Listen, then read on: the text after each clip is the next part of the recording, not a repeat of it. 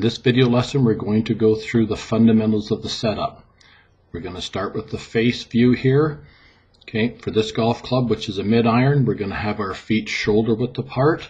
Okay, so for me, this is shoulder width apart here. It will vary depending on your size. Right foot is going to be pointed straight ahead. Left foot is going to be turned out towards the target. Our hands are going to be slightly to the left center of our body. So if that's the center of my lower body, okay, my hands are going to be 1 or 2 inches to the left of the center of my lower body. At setup position, the left arm should be relatively straight. Right arm will have a little bit of bend in it where that elbow will be tucked into the body just a little bit. Okay.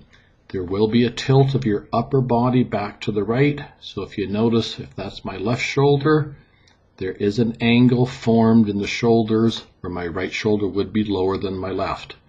Okay. Also, the head would be tilted back on the same angle as that shoulder, so it will feel like the upper body is behind the golf ball a little bit at setup position.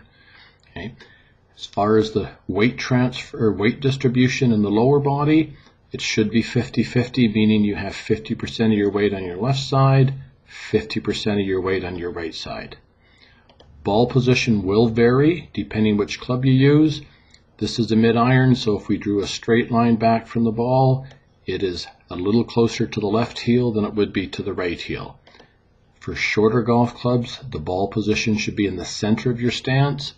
As the clubs get longer, here's the driver, the ball position will go up off the left heel. Everything else remains the same. Hands still remain the same. No matter what club you use, it's going to be a couple inches to the left of the center of your body. Okay, so those are the fundamentals of the setup from the front angle, from the back angle. Okay, you need to feel like the upper body tilts relatively straight over the lower body. In order to do this, when you bend over, it should feel like the hips in the rear curl up, and as they curl up, the upper body tilts forward over the lower body. It's important to have the head and the back on a relatively straight angle there, and it should feel like the shoulders are out at this point. You're going to have enough bend over so that when you allow the arms and the hands to hang down freely, there is going to be a little gap between the butt end of the club and the body. Normally this is about a hand width, give or take a little bit. Okay, so if I took my right hand off here, I should be able to pass the palm of my right hand through that gap between the butt end of the club and the body. This will vary a little bit depending on body size and height. Okay. As far as the bottom of the golf club goes, you can see that the bottom of the golf club is resting relatively flat, or the toe of the golf club could be off the ground marginally. Again, this would be based on body size. Okay. Alignment, which is one of the bigger parts of a golf swing.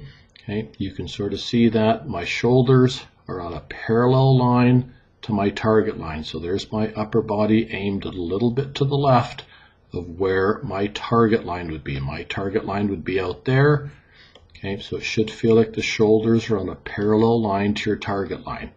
Same with the hips. The hips should feel like they're on a parallel line to your target line. Obviously, that's a little bit to the left of the shoulder alignment. Alignment is one of the bigger faults in golf. Okay, and one of the bigger faults people do is they get their upper body aimed towards the target, which means they're actually aimed to the right. One of the bigger faults in producing a slice. When the knees flex forward, the hips in the rear stay out, and you're going to have enough knee flex forward so it feels like you get into that ready athletic position. Both feet would be flat on the ground, but the majority of the weight would center between balls to heels there. Toes would be on the ground, but there'd be very little weight on the toes at your setup position. Those are the fundamentals of the setup from the face-on view and from the back view.